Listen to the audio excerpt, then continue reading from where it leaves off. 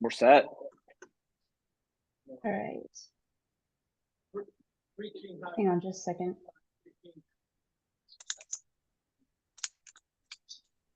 All right.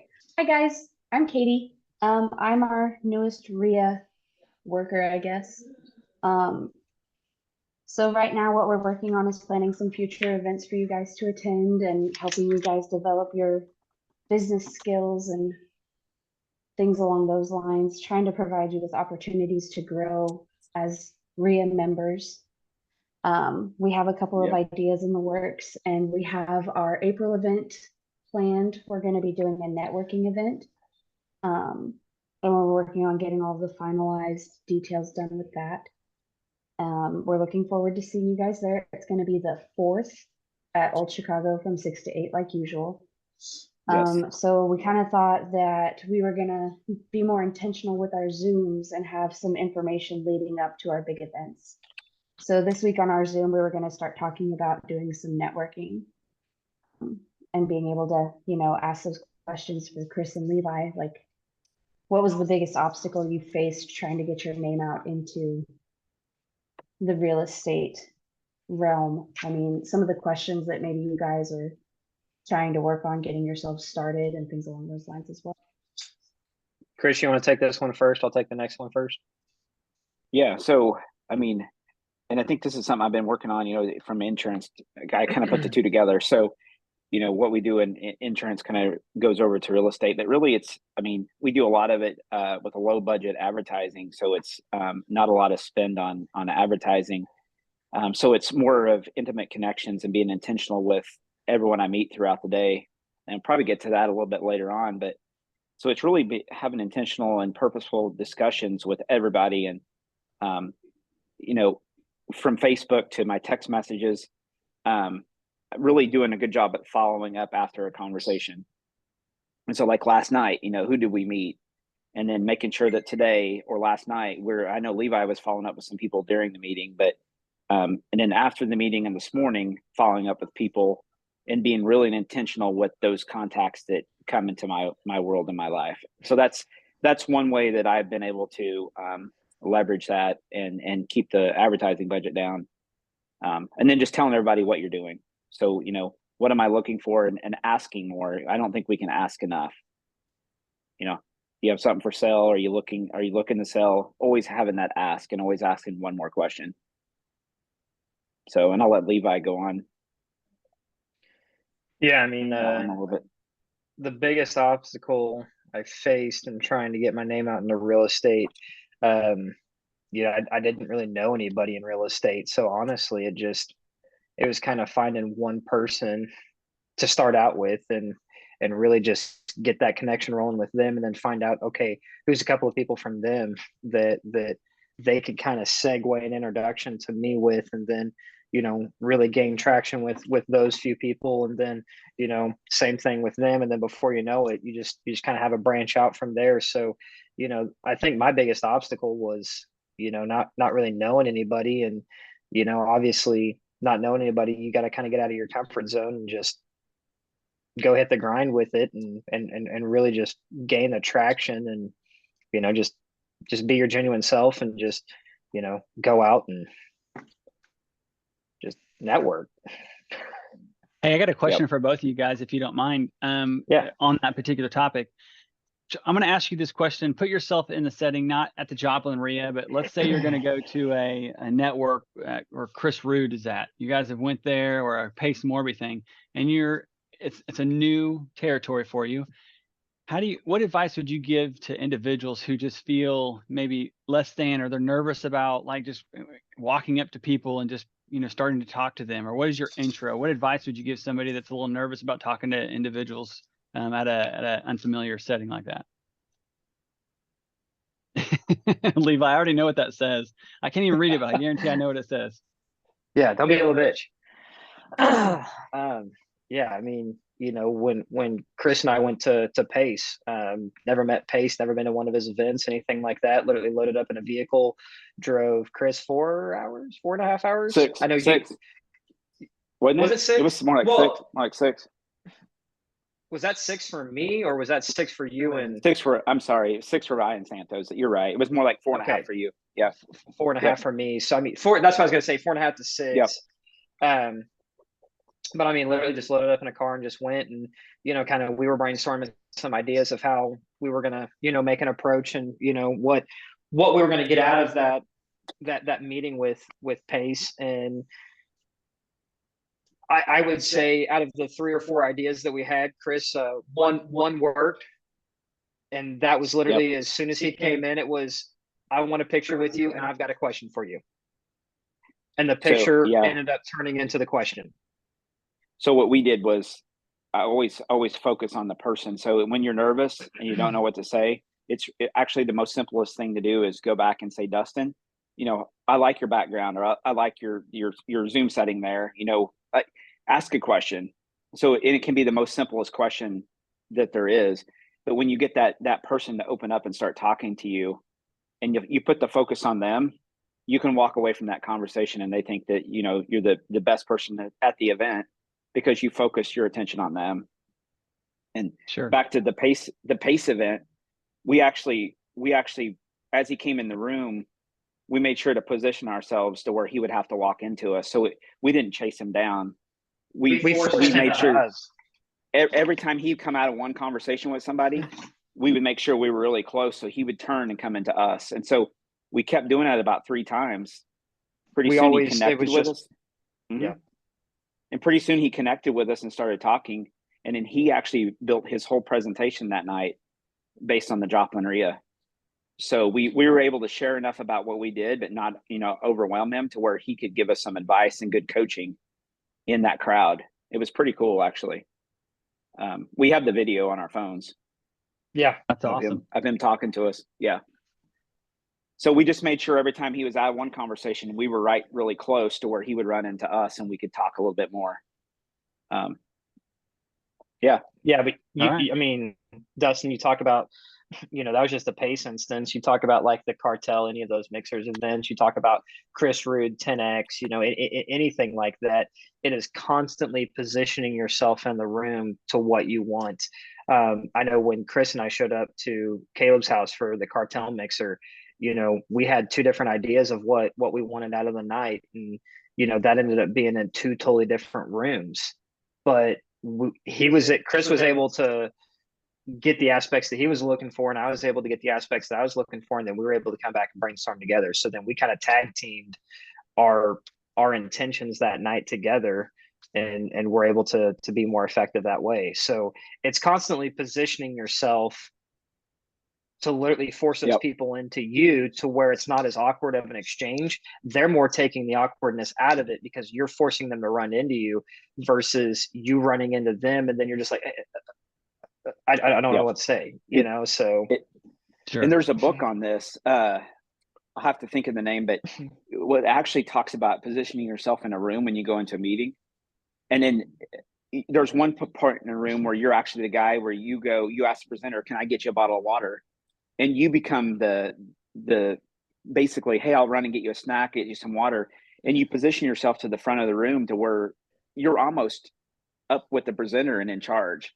So this book really broke down positioning yourself in a room when you walk in, and how to position yourself based on what you want to get out of the meeting.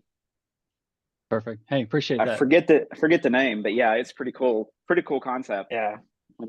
But yeah, like on 10X, because then, I mean, we can talk about kind of some of these smaller events, a couple hundred people. But when you're talking about thousands of people, like 10X, I tell people all the time, you got to get there early. If you're not early, you're not able to position yourself. You're the one that's walking in late, and you're the one walking in awkward. Mm-hmm. Gotcha. Yep. When I'm a little bit nervous about an event, I plan on getting there early. So I pick my seat, and for me, it builds my confidence. So I've already in the room. I already picked my seat. Now people are sitting down beside me. So that helps me. Perfect. All right, Katie, you're up. Actually, that answered like 2 of the questions that I had. Whoops, sorry. That's okay. Ask them anyways. Love it. Do you have a preferred method to how you network? So yeah, I mean, obviously, we just touch base on that to reiterate that, it's definitely position. Showing up early, making sure that your intentions of what you're showing up for, and executing on those. If you have the confidence and the ability and what you're there for, then I mean, the night's going to go super easy. If you show up and you're like, I don't know any of these people, I don't know how to talk to them, I don't know what I'm even here for, then that's the results that you're going to get. If you go in there and go, okay, I don't know these people, but these are the questions I have. So then when they say, hi, I'm John Doe, I I'm in real estate. Well, yeah, I'm in real estate too. Like, that's what we're here for. You can expand, further on that. So then it's kind of a little humor out of it. Everybody I just saw just kind of smirked when I said that. So then it's like, boom, you already got a connection with somebody. And then all of a sudden it's kind of able to roll in from there. So then it's like, when I went out to 10X, it was like, okay, I'm in real estate, but my biggest thing is I know that I need to go buy another business. And so that was my questions was, you guys are in all you guys are in real estate. Obviously, all of us are business individuals. Who's doing what? And then from there, it's, what traction can be gained from that. So then I was very intentional with my conversations. And if people weren't engaging in the conversations that I was really looking for in that manner, it was an easy exit for me of, hey, it was nice to meet you. It's nice talking to you. Here's my contact information. Let's keep in touch. But then it was just, I was on to the next person. Yeah. And for me, I understand that I'm an introvert and I had to force myself to be an extrovert. So I know that when I leave an event, like, I'm going to be exhausted. Like last night, I was exhausted when I left because I'd expanded all my energy at the RIA. So I have to recharge. I have to go home and recharge and get mentally refocused.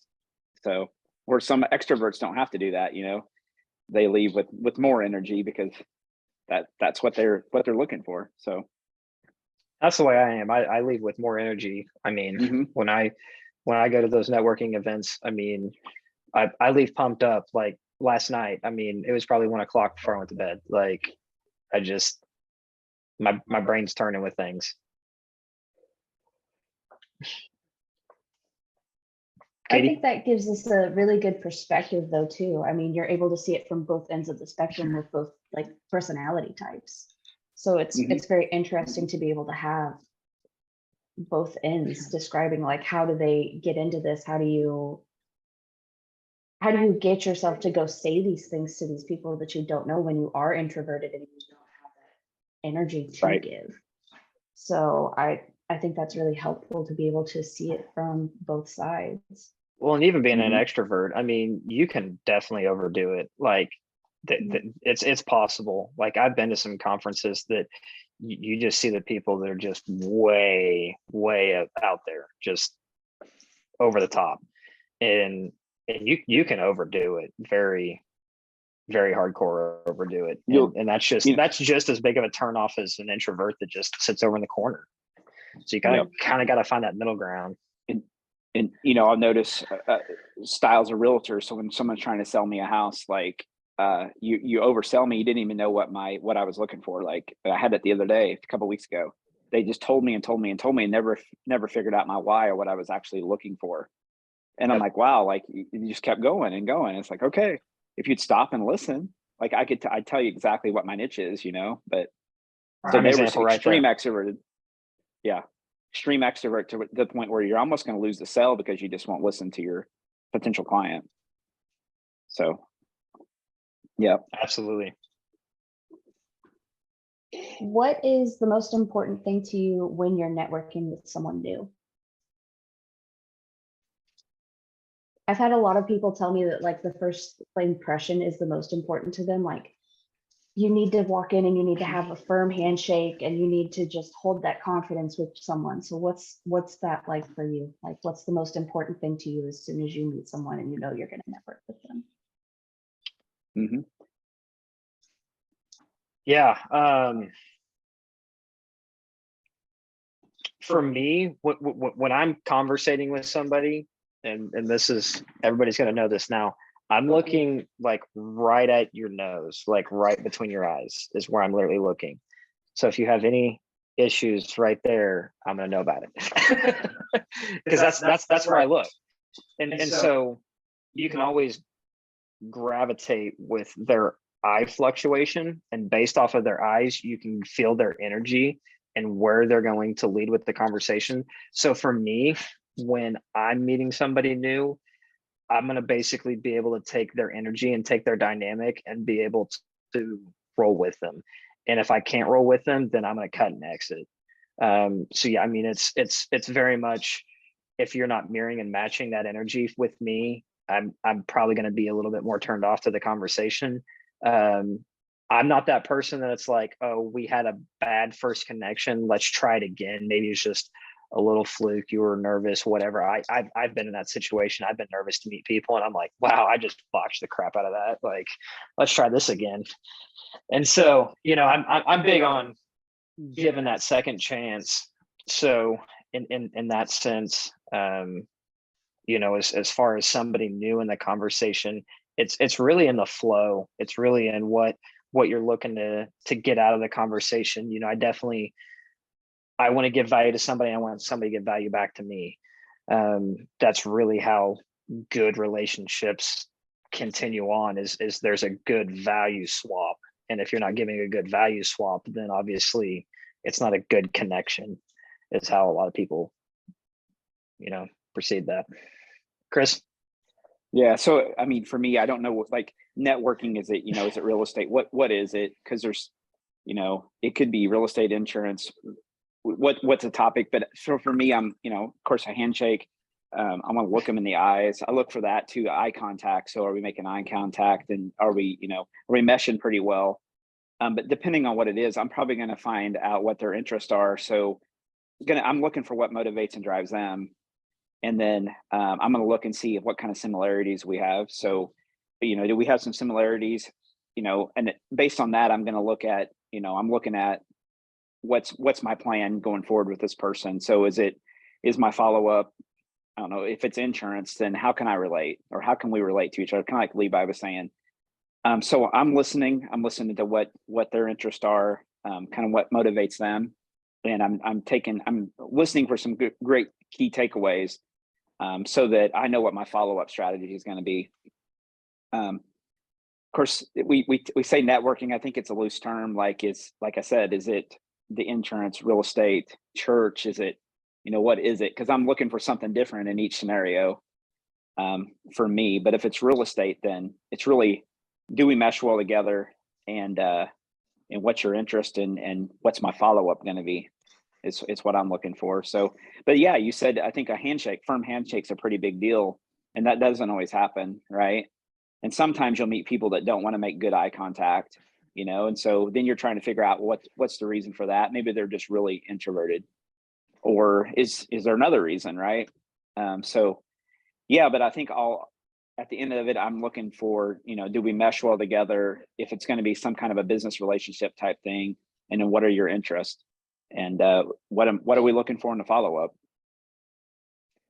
And I think something to touch base on this too. I mean, I know that, you know, what Chris and I are talking about is a lot of in-person stuff. You can absolutely network online on platforms. And so that's a totally different perspective. You know, obviously your first impression of somebody is going to be how they speak, you know, how do they type out messages, whatever that platform is, if it's a texting platform, or if it's a, you know, kind of an online platform, a vocal platform. You know, it's really going to be, what's that dynamic? Are we kind of doing some small talk introduction to kind of build up to that and kind of get a little bit of that awkwardness out of the way, and then we're getting to the real questions? Or are we just going straight to the questions? Because I get a little bit more turned off when people just start hitting with questions, and it's like, okay, but you're asking me questions not knowing really any of my background. So then how are you really basing these questions off of? If you're just following me, then obviously you see some aspects of what I'm doing, but you don't actually know me. And so it's a little bit different of an aspect. I know, like Jill's on Clubhouse. And so, you know, Clubhouse is one of those platforms that you're vocally talking with people. And so you really don't get to see any faces or anything like that. But, you know, that's a different dynamic of meeting somebody and networking, is you're literally talking to people. So it's it's a whole different networking platform of being able to be introduced to people. And, you know, you definitely have to dial in on that and really have good listening skills and, you know, good verbal skills when it comes to that. Know what value you're wanting to get out, and then what value you're wanting to provide.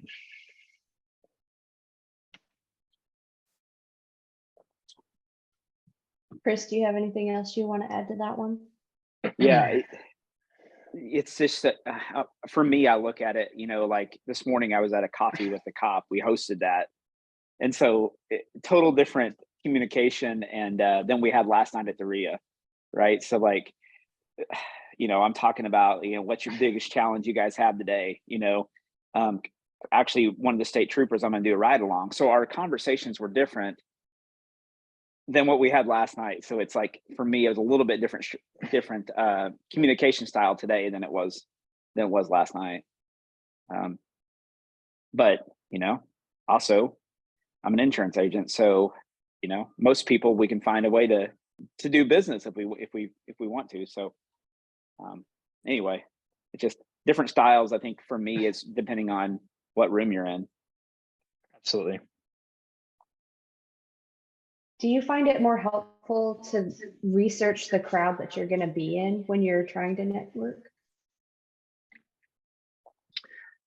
I'm going to go get into crowds that I want to be in.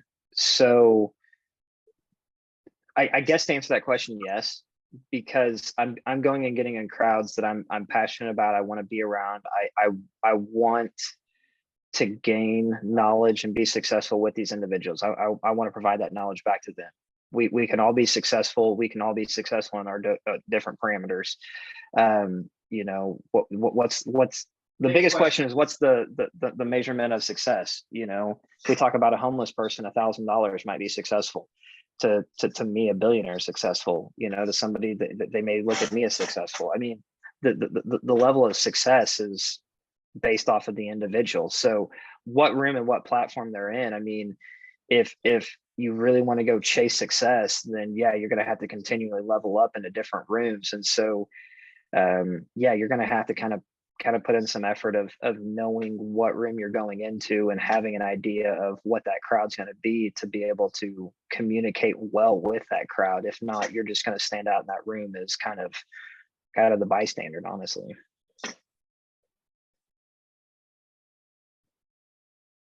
Yeah. And sometimes I do, like if I'm going to meet with someone one-on-one and maybe it's a business client, I'm going to do some research on what they do and maybe have some great questions based on what I, you know, like your website. So I may not tell them I went to their website, but I may say, yeah, I see that you used to do this, you know, whatever that is. Maybe it's a hobby they had, and you know, it always kind of get them like, oh yeah. And anytime someone comes into a conversation and does that with me, I really appreciate it, because that means they've taken time and, you know, kind of valued our meeting, and they've done a little bit of research on me. So sometimes it's good. But then again, I mean, I don't know, like most of the time I'm not doing research before I go into a group. You know, I just kind of go into the group and start listening and kind of learning what they're about. So, but yeah, a one-on-one client meeting, I kind of want to know what I'm walking into, and have some good questions for them based on kind of their interest. Okay. How do you work towards ensuring that you leave a good impression with whoever you're speaking with?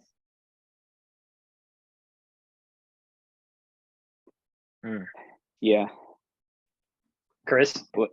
Yeah. So I think it was Elena Cardone that just made a post about 3 days ago or so. It was you always look at how I come into the conversation, because what is it, the 2 to 3 second rule? Like you leave your good impression in the first few seconds. But her post was, how did you leave that conversation? So when you left, how did you leave? And so, you know, did you leave with a handshake? Did you leave with a follow-up? Like, I always want to leave something good behind, a piece of value or something that I can leave back with that person that, you know, makes them go, hey, that was actually a good conversation. And I have a really great takeaway from that, whether we ever talk again or not. Like, I'm always looking. So if it's a newbie investor, right? Well, one good key takeaway that worked for me or worked for my friend or worked for Leevi or one of us like try to leave a nugget behind with them, because I think it's really important to leave things better than what we found them. And so it could be a house you bought, a friendship that you have, or whatever. It's good to leave things a little bit better than when you found them. So I'm always looking at what value and little nugget could I leave, and for me it may not be much, but for that person it could be something really big. So yeah, I struggle sometimes, with self-worth as people do, and so it's what is one little thing I can leave as I walk out of this conversation. And so her post the other day was like, wow, it's not only how I enter, but it's also how I exit. Yeah, I think to that point, it goes back to the value situation. If you're not leaving with the value that you can provide, I think that's your biggest thing that you can do in a conversation is leave with value. What can you provide for somebody, because that's going to be some of your biggest follow-up is based off of that value. So I think it's almost more important in how you end it than how you start it, because you can start something rocky as heck. I mean, if you do like a sports analogy, I mean, you could start off down 10-0, but you can end up winning the game 12-10. I mean, it's all in how you finish. Absolutely. Yeah, we and I know when we went and planned our year back in, I think it was like November, one thing was, I'm going to help one person a day, and it's like, well, that's crazy. Like, how do you do that? Well, it's not that hard. Like, what did I do today? And maybe it was Leevi texting me and saying, man, I can't find this document anywhere. And it's like, oh, wait a minute. And you just drop a document over in his inbox, right? I think we try to overcomplicate bringing value, and it could be just helping someone set up their new iPhone, or connecting Jill with somebody who might be able to help her with something. It doesn't have to be I help her. It's what number could I give her, or what document could I send Leevi that might help them out today? And then for me, I document that. I helped someone today. This is the value I brought back. As simple as it might be, it's a mindset thing for me. And every day I want to make sure that I leave value with somebody. So I see Austin threw a question up there. Austin said, how would you provide value as a newer investor networking with someone who has significantly more experience than you?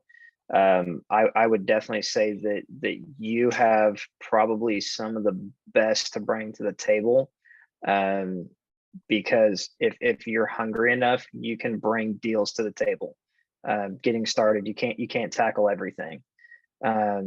So if you can say, hey, I've got these two deals that I'm going between, and obviously I want to take down one, but I can't take down the other, then that's the value you just provided me. You just provided me with a deal. And since you provided me with a deal, then I'm going to help you out on your deal. I mean, that would be, I mean, that'd be for me. Obviously everybody's different in that sense, but once you gain that traction and you kind of start getting a little bit bigger, it's a little bit harder to go really dive into deals and track down deals. You kind of start almost, I don't want to say relying on, but that's the word I'm going to use at the moment, because that's the only thing that's kind of top of mind, but almost relying on some people to kind of funnel you some stuff. And the value that I'm providing to that person is that, I'm either going to buy that deal and that person's going to make money, or, I'm going to provide some knowledge to another dealer, or be able to explain why I'm doing this deal and what this process looks like. So even if there wasn't the money or the funding or anything like that, as a newer investor that you're just looking to learn, even if that's taking the deal to somebody like me, Chris, anybody in that sense, you could get a partnership to where maybe you get paid a little bit and get the experience on the deal, or maybe not get paid at all and just do more of a kind of like an equity type thing, to where it's maybe do a little sweat equity in it. And there's many different aspects to that you can provide value in as a newer investor to a more seasoned investor. So that's where I say it's almost easier for a value exchange as a newer investor than I think it is the more seasoned you get on, because it's harder and harder to find those people leveled up from you to then go provide value to them that's worth it for them to provide value back. Yeah. And the other thing too, that's so true. And the other thing is time. So one thing that I personally run out of is time. And so when you recognize that, like, what are some things that you might even learn as a newer investor, like pulling data or making calls, that could bring value to that more, as you say, seasoned investor, and that's making dials, making text, and pulling data, like, and all that you're going to learn from doing. But it's something that we run out of time to do some days. I've got some deals I found yesterday driving that I still need skip traced and the potential sellers called that I haven't gotten to, and I need to get to those because I need to find property. So it's just simple things like that you can learn in the process, because guess what, that investor is going to coach you, but it's just bringing something to the table, and that's time. Yeah, helping them with their time, because we don't have enough of it.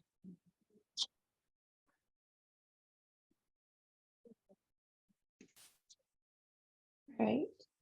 Do you have any tips to help people network? You want Just that, a Levi? tip. And I'll go second.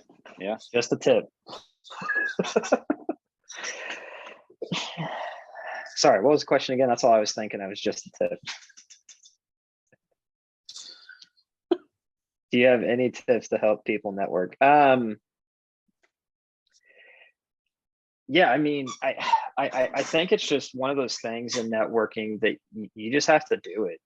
I mean, you just have to get out there and do it. And it might be awkward at first if you're kind of not used to it. I know people that have been in real estate for 5 or 6 years, and they're like, oh, I've only been to one conference and I was bad at it, so I'm never going to one again. And it's just like, what are you talking about? And it's just, some people ask me, they're like, you go to a lot of conferences, like, how are you so comfortable in just being able to go up and talk to just complete random strangers that are from Canada, New York, California, Florida, wherever it is?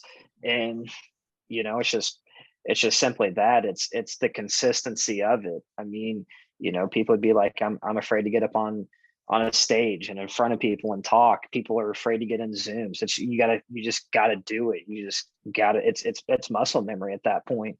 So kind of being able to coach through that, it's almost, you kind of have to self-learn a little bit. I mean, yourself better than anybody, like you're you. And so from that, you just got to know if you're an introvert or an extrovert, and then kind of be able to know where you need to dial from there. I mean, somebody that's an introvert, obviously you need to dial up. Somebody that's an extrovert, you need to make sure that you're maybe kind of dialing down a little bit, because we talked about earlier, you can be a little too extreme in some of those situations. So really when it comes back to that, I think it's just, in that sense, maybe starting off a little bit smaller, being a little bit more intimate, just getting familiar with those spaces, and then just, working your way up from there. Especially if you're kind of on the introvert side of things. If you're an extrovert, I mean, you can kind of go balls to the wall and go out to a big event and, probably thrive out there, but obviously you don't want to go overboard with it. So it really comes down to you in a sense. Yeah. And so like, if you're an introvert, you probably want to find someone to go with, right? To make yourself feel more comfortable. Extroverts probably don't care. At this point in time, I'm an introvert, but yet I'll probably go to an event, whether I have someone with me or not. But the other thing is, if you go with someone or you see someone there, a thing I see a lot is we like to pair up with people we know. And so what happens is we limit ourselves to meeting new people because we get in our own circle that we're comfortable with, and we don't expand. And then we leave, and it's like, well, who did I actually meet there? And it's like, I've done this. It's like, well, not really anybody. So I didn't really meet or do anything at this event other than hang out with my people. And so with that, maybe breaking out of that group, and then also not stopping, because what we see, and you see it with the RIA, you see it with a lot of things, is someone will show up a couple months and then they'll stop, and either it didn't work for them or whatever it might be. But you see it in life, you see it with insurance agents, you see it with realtors. they start doing something and they quit. And it's like, if you follow up with them, a lot of times it's, well, that just wasn't working. Well, you have to show up. So you choose your place or your places, and you keep showing up, because pretty soon you're that realtor that's always on the Zoom call. You're that insurance agent that's always in that same RIA room, and pretty soon you start building those deep connections that you're looking to do when you set out. So many people give up, and they don't continue to show up. And so my personal motto is always show up. So like, if I commit to doing this, my goal is to always show up. And that's so big. So really, if you just show up every time, you're going to make friends and meet people, but you got to keep showing up.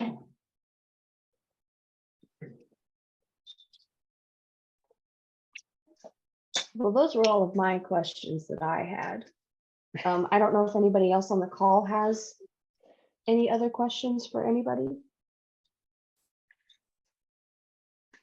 Well, of course I do. I was going to say, and Dustin so- had a good one earlier, so let's hear it. Yeah. So everyone else, don't please jump in after this. But I'm going to get one from Chris and one from Levi, and you don't have to expand a lot. But I know there's probably a lot of examples you can give.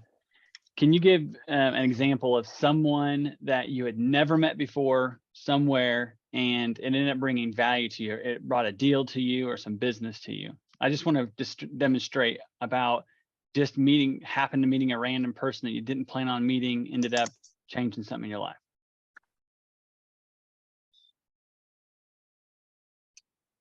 And was that for me first or Levi, Dustin? I can't remember. Either or, but Chris, Okay. I'll have you go first. Okay.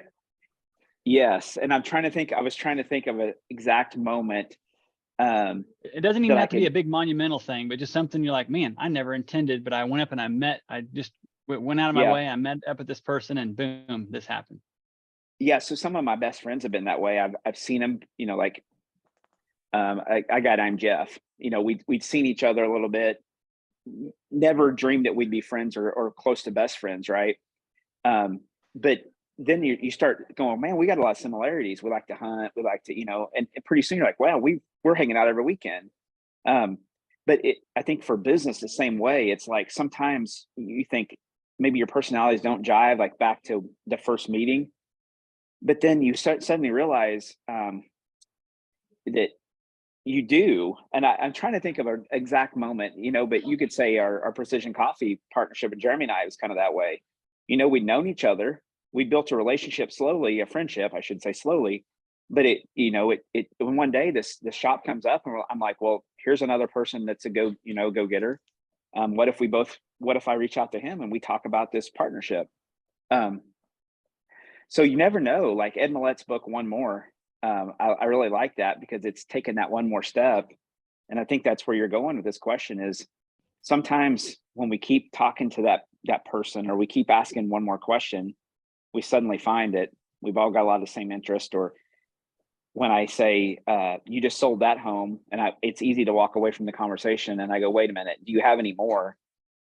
And I ask one more question. That's when they go, yeah, I've got 2 or 3 more that I'd like to sell. I just had that happen this last week. Oh, I've got one more that I'd sell you. So really, it's just listening. And yeah, you're right. Some of these connections and some of these partnerships or these deals come from people you least expect. And sometimes it's when I spend a little bit longer with them and ask one more question. Well, I think you came up with a great example, Yeah. and it's pretty impactful. I mean, you may not have been, you may not be an owner of a coffee shop right now, but you end up having that relationship and foster that relationship, and then look at it now. Yeah. That's a pretty big deal. And you That's both great. do something a little different. You both have a little bit different paradigm, the way you see things. And sometimes, like, it's like Levi and I running the RIA. We have a lot of fun with it, but we each have our different viewpoints, and that's what works, So yeah, Sure. that's a great question, Dustin. Yeah. Yeah. So Levi, I'll transition to you and kind of re-ask the question. Can you give me an example of someone that you didn't intend to meet, but you did, and then it just ended up leading into a business or a deal? I mean, yeah, there's a lot of examples. I mean, Dustin, how did we first You don't have to meet? say me. You don't have to say me, because I don't want people knowing how popular I am. But anyway, I mean, yeah, I think it goes to anybody in here. I mean, Jill and I, the way we met, I mean, you know, was through real estate and stuff. And I think that was just a connection from a mutual real estate agent. And, you know, from there, Dustin, the way we met, I mean, Chris, the way we met, you know, one that jumps out to me the most right now that, you know, is just kind of working on the finalize of things was actually from one of the cartel events when I went on the fishing mastermind.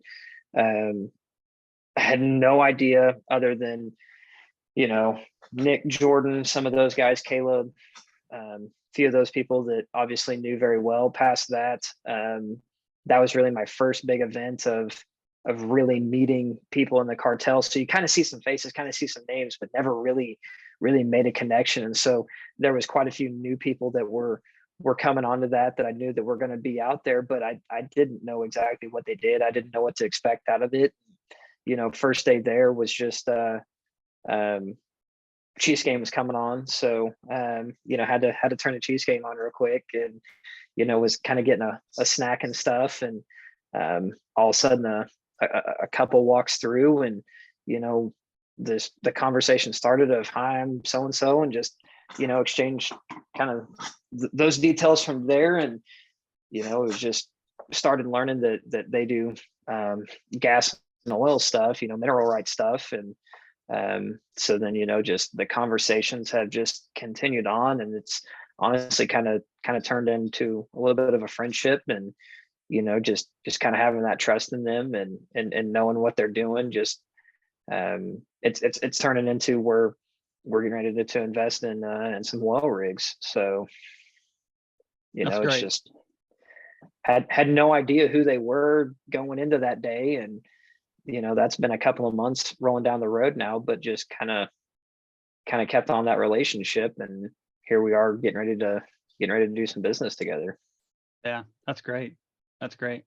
What about others from you on the call? Anybody have any questions for Chris or Leevi about networking or anything at all? Do you use any kind of follow-up plan, or does that just happen naturally? Chris? Yeah. I mean, insurance, where, you know, it's a Salesforce CRM. So, you know, you put it in, it drips, it does its thing, we do our thing. But yeah, I mean, sometimes for me, it's as simple as I use Google Drive every day. So like just having a Google Doc, putting contact names in it, and then really just kind of dating. I met Joe Smith on, you know, in January, and looking back, it's like, it's probably time to reach out to him again.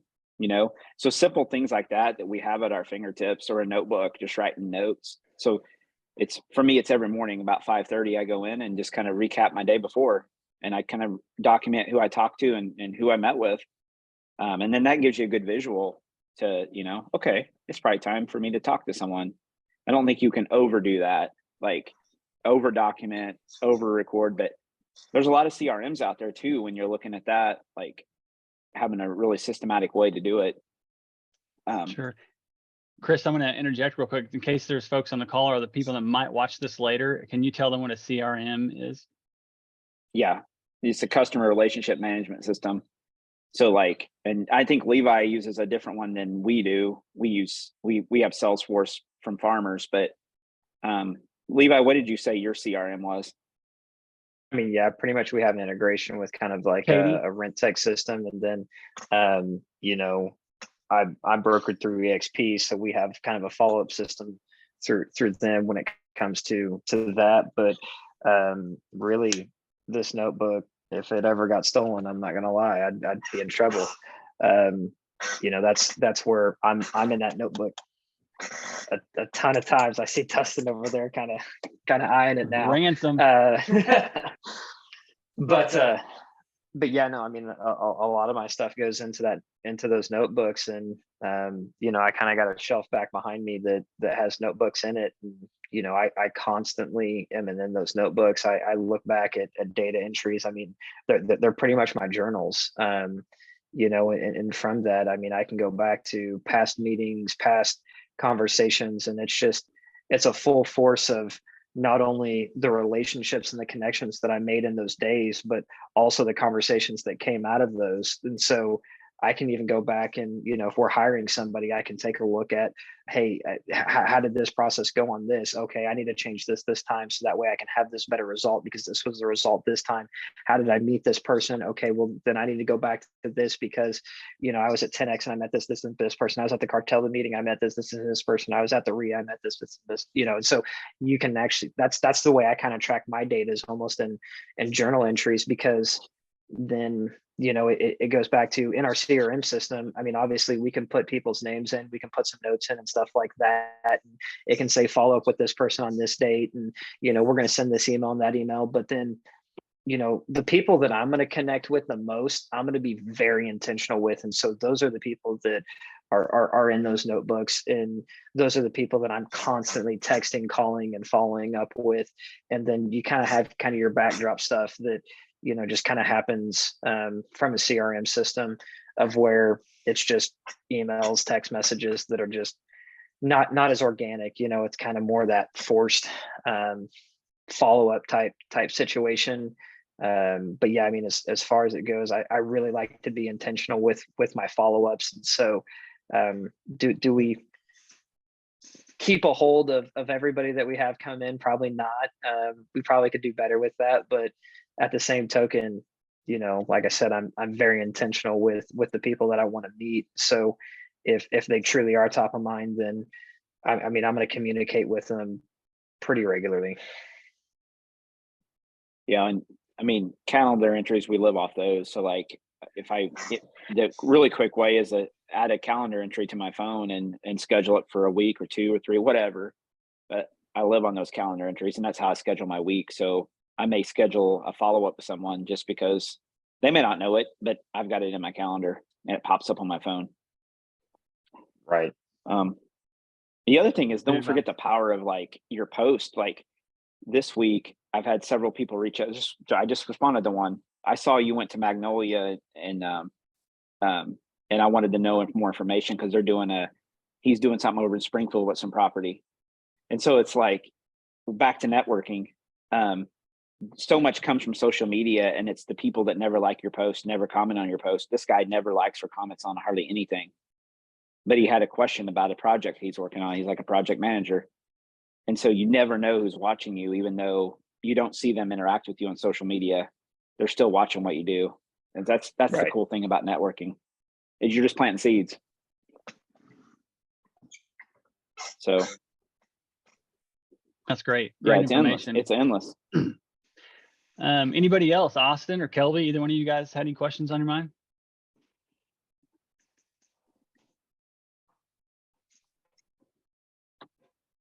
All right. So I'm going to go a little. Oh, thanks, Kelby. I see your mic's not on, but I'm going to go a little bit off topic, because, you know, it's just interesting. One thing I love about our Wednesday call is you never know what we're going to talk about, and you always walk away with something. So this has been great, and it's been helpful for me too, just to get to hear all this banter about this. Something a little bit off topic. I was speaking to my brother. He works in the oil field, and he was home, and he knows I'm into real estate, so he got a little excited, and he's wanting to he wants to get an RV an RV park near the lake. He wants to build a brand new one. You know, he's all excited about it. But in that conversation with him, he showed me that there's that either Home Depot or Lowe's has kind of caught the bug on a tiny home situation, and they're offering package deals. Like, and I looked at the ad, he showed it to me on his phone, $20,000 for this little miniature log cabin thing, and it looked pretty cool for 20 grand. Now there's no electrical in it and anything like that, but 20 grand to get this. And yeah, somebody's going to have to put it together, but to put that on some extra lots. And so I've been kind of excited about that. Anybody had any experience with any of that? I saw the advertisement, I think. Go ahead, Jill. I was just going to say, I saw the same ad or advertisement. That was the first I had. Gotcha. That was finished, Dustin? Yes. No. I believe it's just like a kit, and hey, here's 20 grand to buy everything you're going to need to put this thing together, you know, and then you're going to pay something to put it together, I believe. So I don't think it's like a drop ship type thing. No. Okay. Interesting. I'd love to hear how it goes. Sure. Yeah. Like I said, I wanted to bring that up just in case somebody's had any experience with it or thought, hey, yeah, that was great. It worked out. Or, oh, well, here's the hitch to that. The roadblocks currently is this. But I'm just thinking that's a pretty low barrier to entry. If you can, buy something like that, have somebody put it together for 10, and then you can end up renting something for 450 or 5, as a studio type situation. Because I own these extra lots, these empty lots, and I want to put them to work. And so I've been trying to brainstorm how to put them to work for me. Yeah, and it's really good. Kelby, so Kelby has a good question. I know he doesn't have a mic, so that's, but there's some good questions there. Yeah, so I'll read this here. Kelby, I'll Yeah. speak for you. It says, Kelby says, I see the value in real estate. Curious to comments regarding getting in a deal.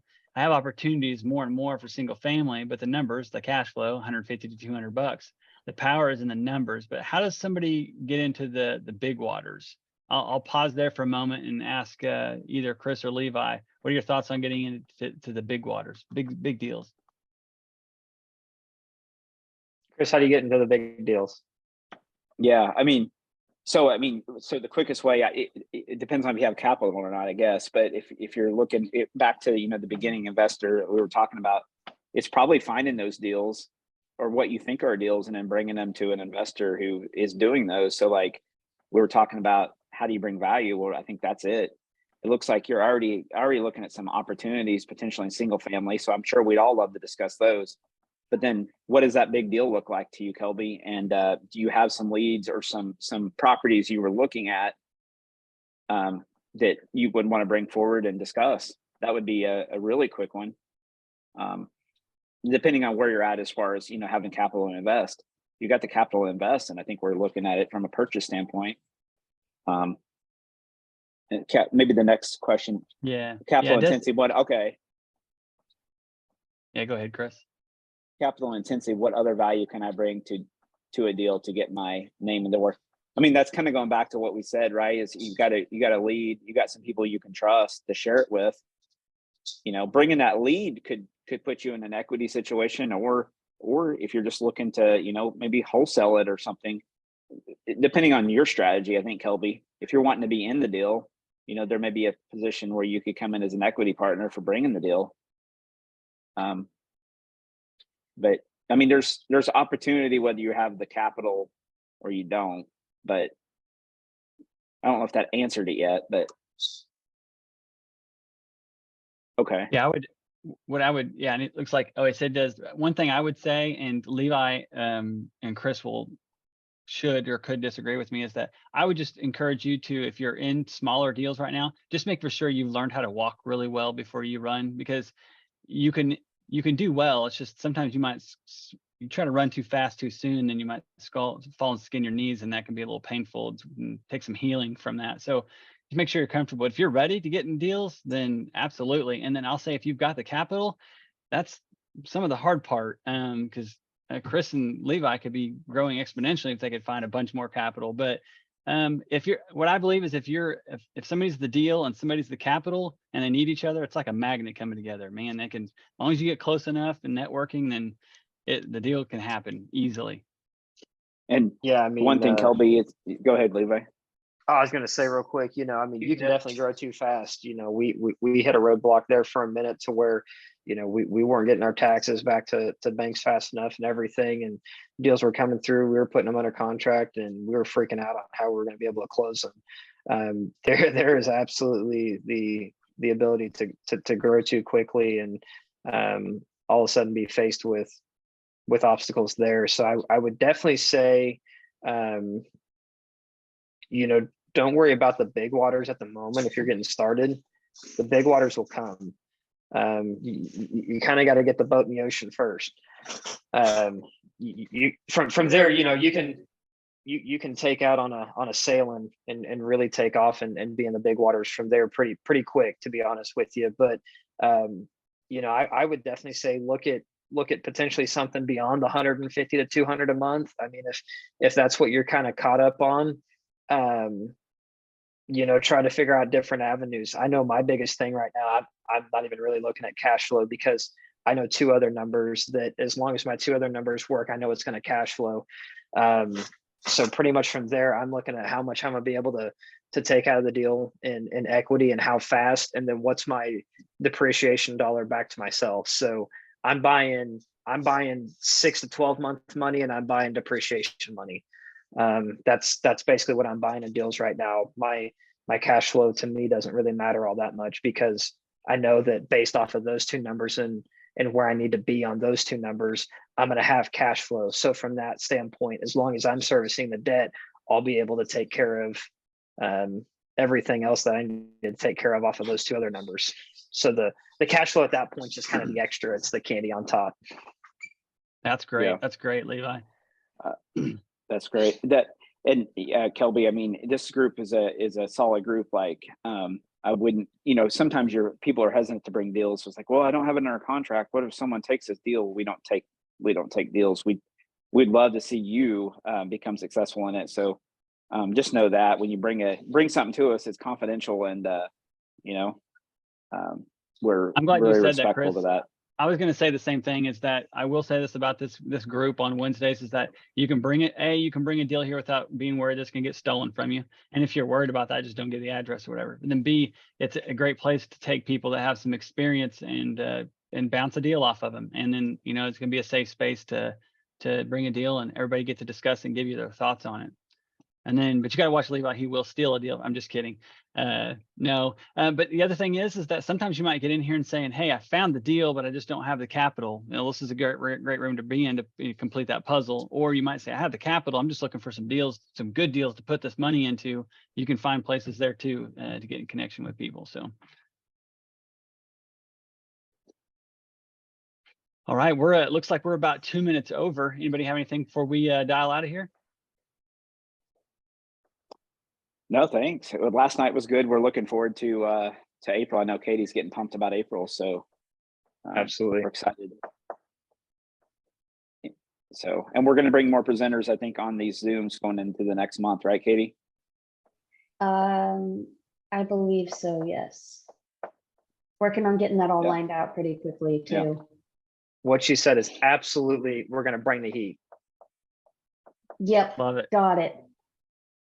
I love it. Hey, and always enjoy visiting with everybody. I'm going to dial out. You as well. See you guys. See ya. See you guys. Bye.